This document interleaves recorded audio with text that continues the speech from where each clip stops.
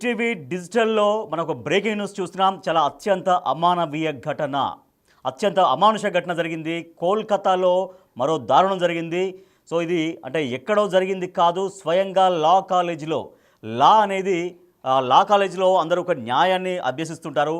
పై చదువుల కోసం ఒక లా అంటే రాబోయే రోజుల్లో వాళ్ళందరూ కూడా లాయర్స్గా వాళ్ళందరూ ఉండాల్సినటువంటి వాళ్ళు అందరూ లా కాలేజీలో వాళ్ళు విద్యార్థులుగా ఉన్నారు.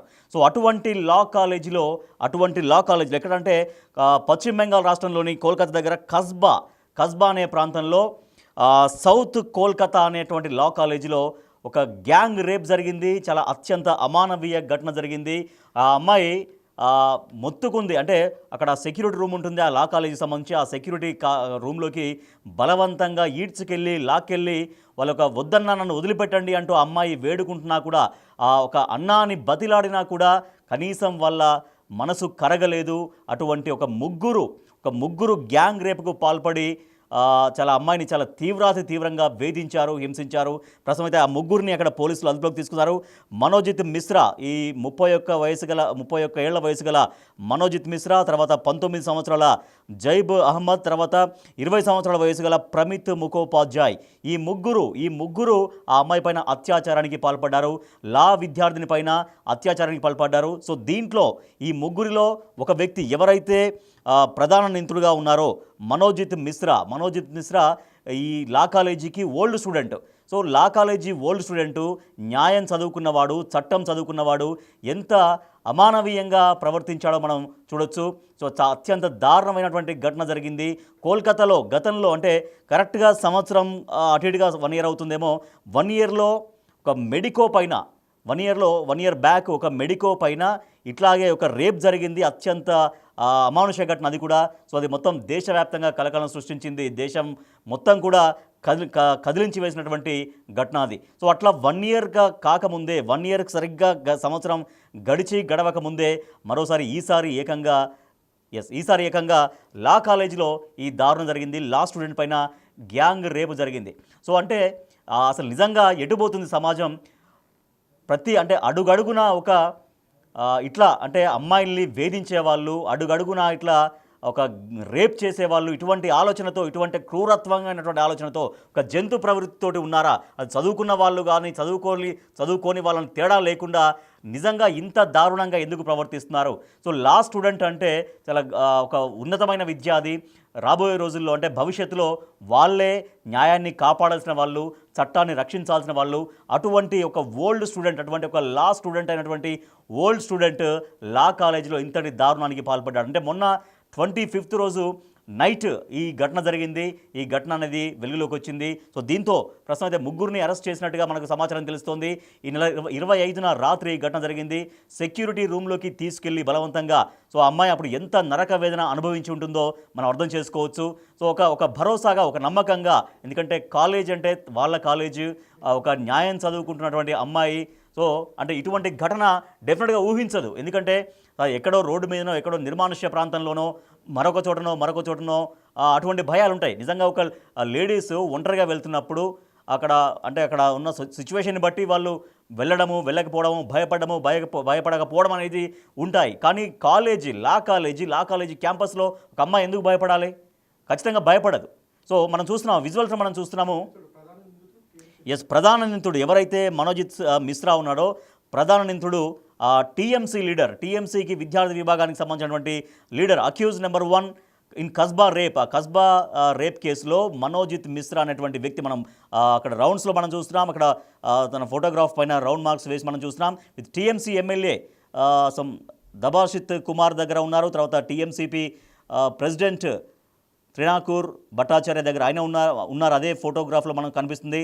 తర్వాత TMC councillor and Mamata Banerjee's sister in law Kajari Banerjee, ఆమెతో కూడా ఉన్నారు. అంటే టీఎంసీలో చాలా యాక్టివ్గా ఉండేటువంటి వ్యక్తి, టీఎంసీలో అనేక మంది నాయకులతోటి చాలా సత్సంబంధాలు కలిగినటువంటి వ్యక్తి ఈ రకంగా చేశారంటూ బీజేపీ ఆల్రెడీ టీఎంసీ పైన మాటల దాడి చేస్తూనే ఉంది, విమర్శలు గుప్పిస్తోంది. టీఎంసీ వాళ్ళు మమతా బెనర్జీ నాయకత్వంలో, మమతా బెనర్జీ ముఖ్యమంత్రి ఉన్నటువంటి పశ్చిమ బెంగాల్లో ఇటువంటి ఘటనలు నిత్యకృత్యంగా మారిపోయినాయి. ఎందుకంటే గత సంవత్సరం జరిగినటువంటి ఆ మెడికో అత్యాచారం అనేది ఎంత దారుణంగా జరిగిందో మనకు తెలుసు. మొత్తం దేశాన్ని మొత్తం కుదిపివేసింది. సో ఇప్పుడు మళ్ళీ టీఎంసీ లీడర్, స్వయంగా టీఎంసీకి అనుబంధంగా ఉండేటువంటి విద్యార్థి విభాగం నాయకుడు, టీఎంసీ నాయకులతో చాలా క్లోజ్ అసోసియేషన్ కలిగినటువంటి ఆ నాయకుడు ఎవరైతే ఉన్నారో మనోజిత్ మిశ్రా. సో ఆ మనోజిత్ మిశ్రా దీంట్లో ప్రధాన నిందితుడిగా ఉన్నాడు. సెక్యూరిటీ రూమ్లోకి లాక్కెళ్ళి మరీ అత్యాచారానికి పాల్పడారంటే ఆ సమయంలో ఎంత తీవ్ర మనోవేదన అనుభవించి ఉంటుంది ఆ అమ్మాయి అనేది మనం అర్థం చేసుకోవచ్చు. సో ఈ కేసులో ఇప్పటికైతే 3 నిందితుల్ని అరెస్ట్ చేసినట్టుగా సమాచారం తెలుస్తోంది. ఇందాక మనం మాట్లాడుకుంటున్నట్టుగా ఎవరైతే ప్రధాన నిందితుడిగా ఉన్నారో మనోజిత్ మిశ్రా, ఆయన ఒకప్పుడు ఇదే కాలేజీలో పాత విద్యార్థి, అంటే ఓల్డ్ స్టూడెంట్, మరో ఇద్దరేమో కాలేజీ సిబ్బంది. సో నిందితులు మనోజిత్ మిశ్రా, ఈయన వయసు 31 ఇయర్స్ ఉన్నాయి. తర్వాత నెక్స్ట్ జై మహమ్మద్, ఈయన వయసు 19 సంవత్సరాలు. ప్రమిత్ ముఖోపాధ్యాయ, ఈయన వయసు 20 సంవత్సరాలు. ఈ 3 పోలీసులు అరెస్ట్ చేసినట్టుగా సమాచారం తెలుస్తోంది. ఎస్, మా కొలీగ్ రామ్దాస్ మరింత సమాచారం అందిస్తారు. ఎస్ రామ్దాస్.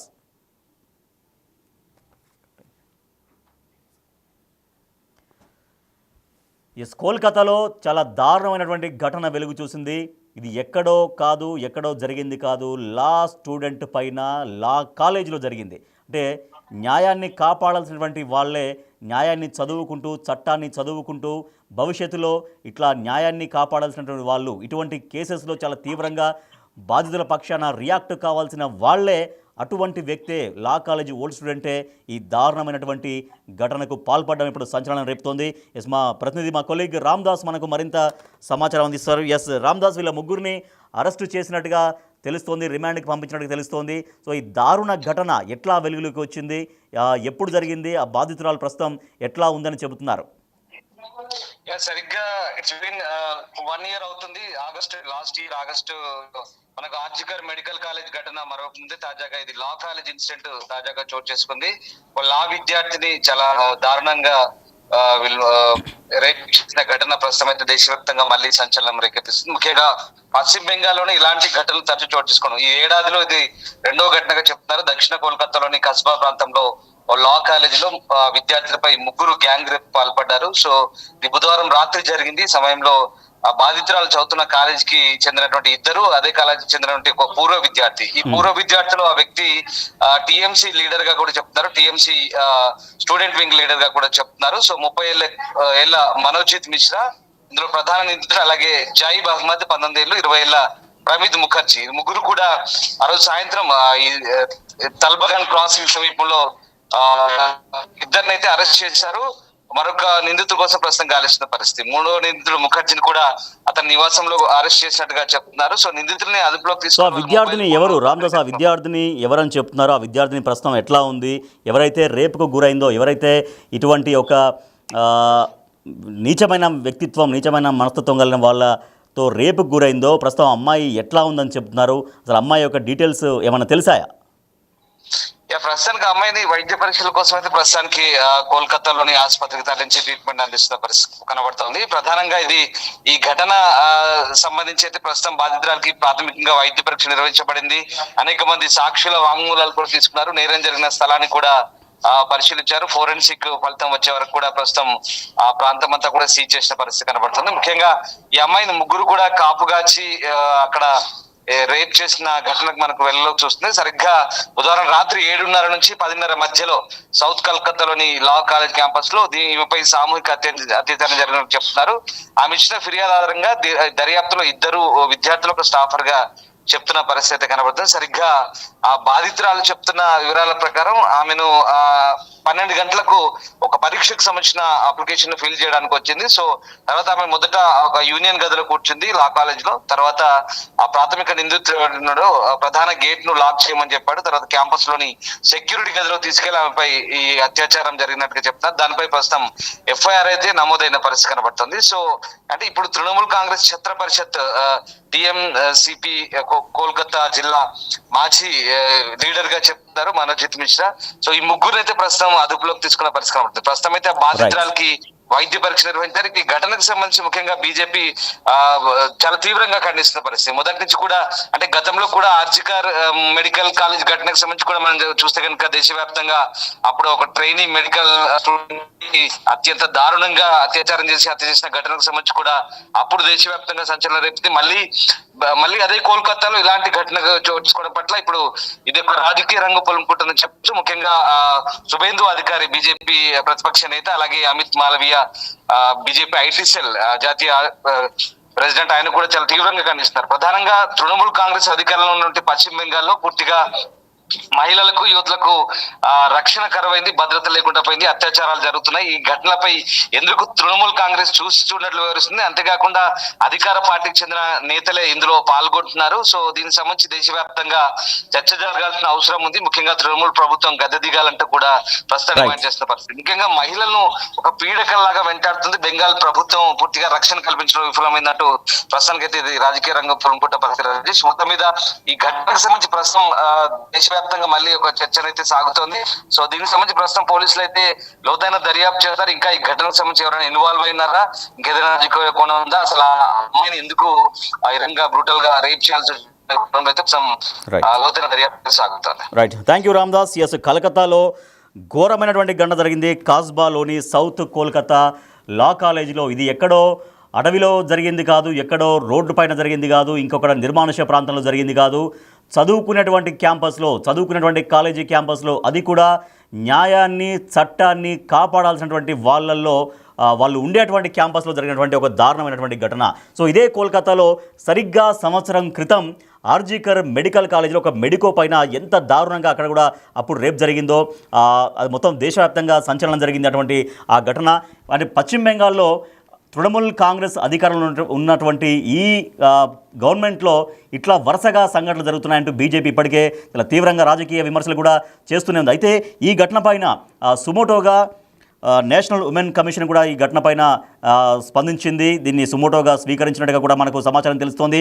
మీరేమనుకుంటున్నారు అంటే ఇటువంటి దారుణమైనటువంటి ఘటనలు చదువుకొని విజ్ఞానాన్ని పంచాల్సిన వాళ్ళు, లేకపోతే నలుగురికి చెప్పాల్సిన వాళ్ళు, న్యాయాన్ని, చట్టాన్ని కాపాడాల్సిన వాళ్ళు ఇటువంటి నీచమైనటువంటి చర్యలకు పాల్పడుతున్న దాని పట్ల, ఇటువంటి ఘటనలు మళ్ళీ మళ్ళీ పునరావృతం అవుతున్న పట్ల ఒక అమాయకులైనటువంటి, అంటే ఒక నిస్సహాయాలను చేసి ఆ అమ్మాయిల్ని కావచ్చు, యువతుల్ని కావచ్చు, నిస్సహాయాలను చేసి ఈ రకంగా గ్యాంగ్ రేపుకు పాల్పడే వాళ్ళను ఏం చేయాలంటారు? సో బిగ్ టీవీ ప్రేక్షకులుగా, బిగ్ టీవీ డిజిటల్ చూస్తున్నటువంటి ప్రేక్షకులుగా మీరేం చెప్తారు? మీరేమనుకుంటున్నారు ఈ ఘటన పట్ల?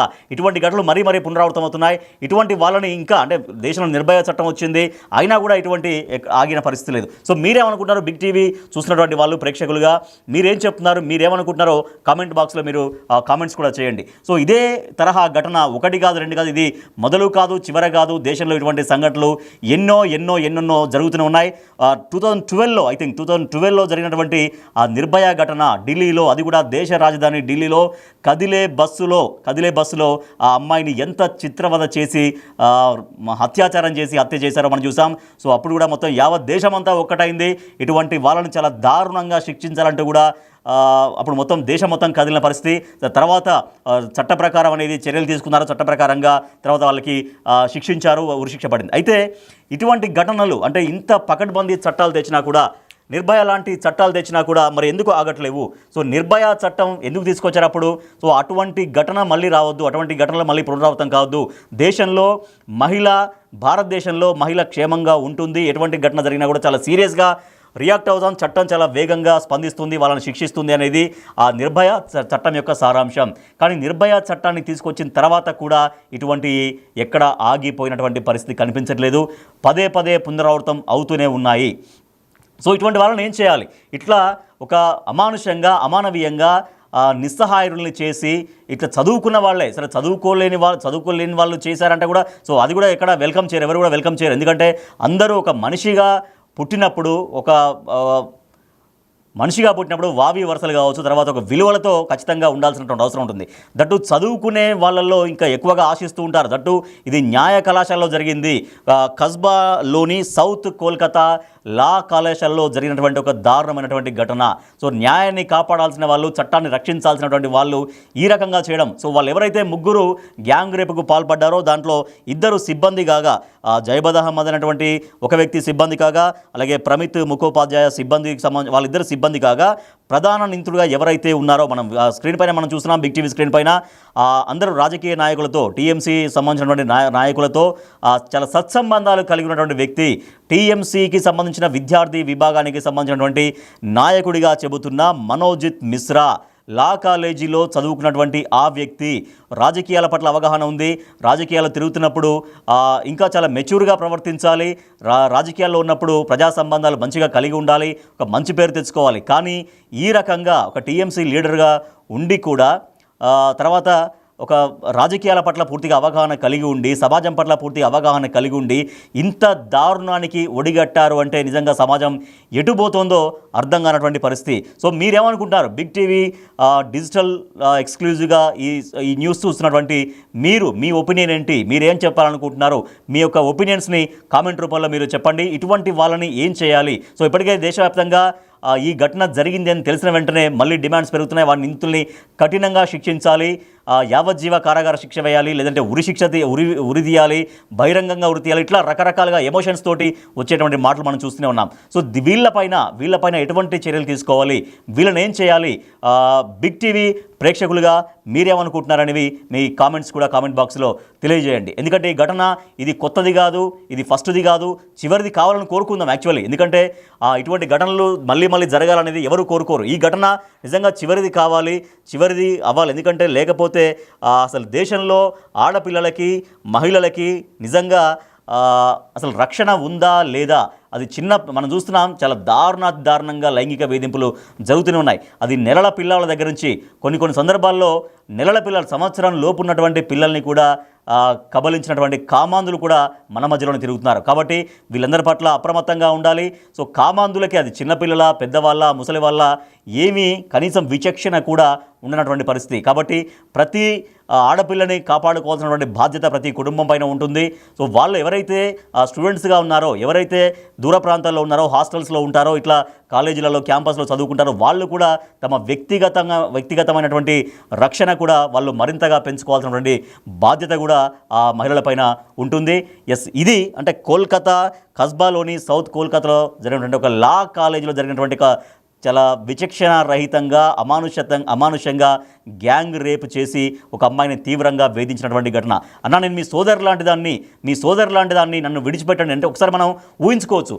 ఆ సమయంలో ఒకేసారిగా ఒక ముగ్గురు వచ్చి ఆ అమ్మాయిని బలవంతంగా ఈడ్చుకెళ్తున్నప్పుడు ఎంత దారుణంగా ఆ అమ్మాయి మెంటల్ కండిషన్ ఉంటుందో మనం ఒకసారి అర్థం చేసుకోవచ్చు. సో ఎంతో ప్రాధాయపడి ఉంటుంది, ఎంతో వేడుకొని ఉంటుంది. సో లోపలికి వాళ్ళు బరాబరా ఈడ్చుకెళ్తున్నప్పుడు వాళ్ళు ఇంకా చాలా దారుణానికి ఒడిగట్టే సమయంలో ఆ అమ్మాయి బాధ వర్ణాతీతంగా ఉంటుంది, ఎంతో వేడుకొని ఉంటుంది. కానీ కనీసం కనికరం లేకుండా వాళ్ళు ఇంత దారుణానికి ఒడిగట్టారు. సో వీళ్ళని ఖచ్చితంగా కఠినంగా శిక్షించాల్సినటువంటి అవసరం మాత్రం ఉంది.